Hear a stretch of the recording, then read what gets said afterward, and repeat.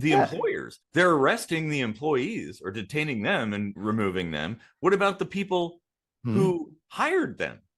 Aren't they? Because it's a crime to hire somebody who's not a citizen for work with, without the proper paperwork. I'm sure they slap a fine on them, but like, what's that going to do, Then they're just going to hire people back again. Exactly. Like, so I'd actually rather, what I would rather see is like they arrest the employer and then leave the employees alone, That's exactly what they should be doing, because that's the one who's actually doing something that's, if I'm not mistaken, the actual criminal offense. That is, yes. Like, not just a civil thing, but like that is blatantly breaking a lot of laws. What I would want to know is, can you arrest, like a citizen's arrest, a cop doing the bad thing? Ooh. I would say yeah. I suppose you could, but it's risky. No, I mean, if you're both evenly armed, and let's say you were present when George Floyd had that cop kneeling on his neck, and you see that, and you happen to be carrying a gun, and he's not even holding a gun, he's just like got his hands in his pockets and he's just chilling on the dude's neck. You could be like, hey, you need to get off his neck now. And he'd be like, I'm the cop here, I'll do it. And then you say, if you don't, I'll have to arrest you. And then while they're laughing, you draw the gun on him and say, down on the knees now. Stop resisting. Off his neck, but on your knees. The whole qualified immunity thing, like, oh, that's bullshit. Yeah. I mean, people could recognize that was a problem, but other people couldn't. Like, other people were totally okay with that. They were like, oh, they got a dangerous job. They got to be able to like bend the rules. And I always thought that's a really, really dangerous precedent to have. That is kind of like a slippery slope there. Yeah. And sure enough, it slipped up the slope to where the president can do that shit now, like, and the Supreme Court even backed that. Every other ism is kind of born from tribalism. Yeah, it is. You think about it. Yeah, because it's artificial division. It's like, what? Oh, because you're part of this tribe or that, I hate you because, well, I don't know. I just hate you because I'm told to. Like, well, why? It was the same thing with like racism and classism and stuff like that. Like, all of that, it's tribalism. You have no rational, logical reason for your disgust or hatred or whatever. It's just because you're part of a certain group and you're expected to be hateful towards the other group and vice versa. I think the biggest problem with the psychology that comes with capitalism, or, even extend it out to corporatism in the political realm, is the avoidance of risk. In true capitalism, risk is all part of the game. There's no guarantee. No, you will profit.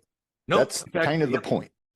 Exactly. But the system is there to propagate itself. Capitalism propagates itself. It invests in the things that are low risk.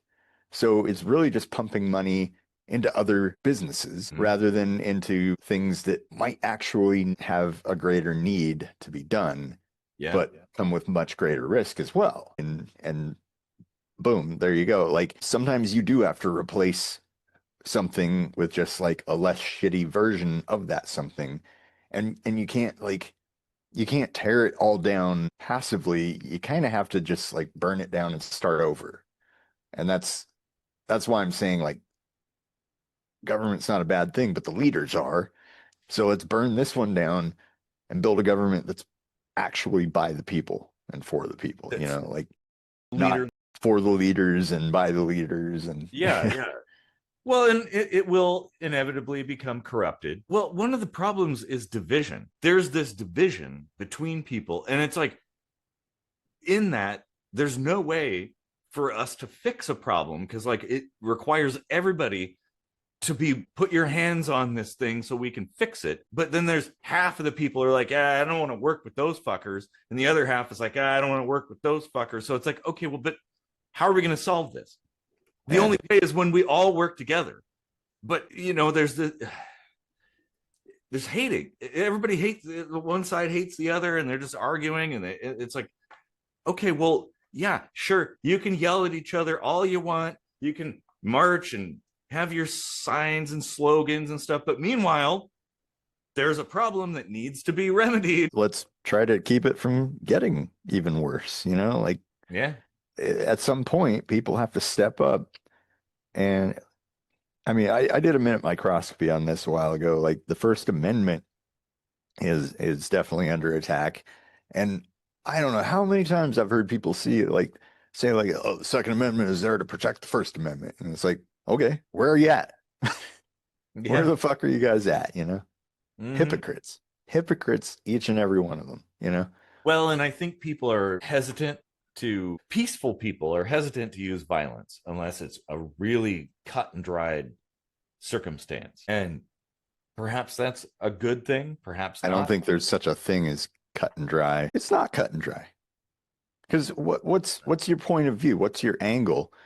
Are you seeing them like this? Like, you know, and their victim is completely, almost entirely blocked from your view. Like you don't know if their victim is holding a gun at them, well, and aggressed upon them first.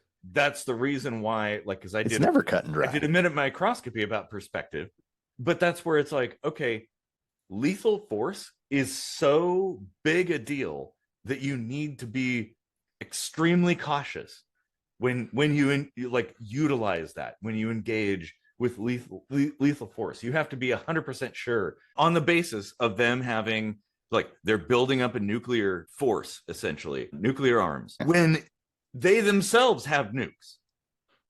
Like, right. Look, you can't do that. That's hypocritical. It's the same thing, the same shit that happened, you know, with the yellow cake uranium. You remember Colin Powell holding up that vial and stuff? Like, that was the justification. But it's like, well, okay, but we have nukes. Right. Who are we to say that they can't have nukes? Like, why do we have them?